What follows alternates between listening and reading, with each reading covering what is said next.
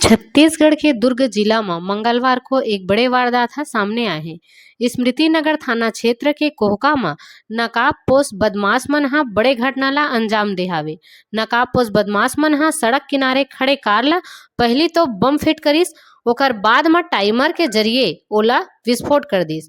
विस्फोट इतना जोरदार रही से कि वहां इलाका में धुआं छा गए है और सड़क पर आने जाने वाला लोगन मन में दहशत छा गए है।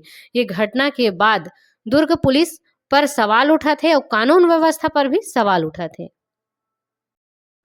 आप मन देख सकत हो कि सीसीटीवी फुटेज में साफ दिखत है कि एक युवक हा चेहरा ढक के कार के पास आइस, ओकर बाद में कार में बम लगा के टाइमर सेट करे के बाद कार ला बम से उड़ा दिस।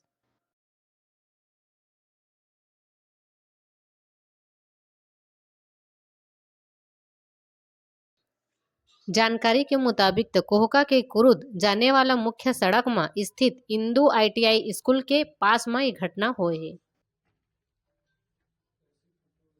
कितना सारा धुआं निकला, देखो उसके बाद आग लगेगी ना, उसमें पानी डालेंगे, आग भी लगता है, आग भी लगी थी, पूरा पानी में डाले हम लोगों ने।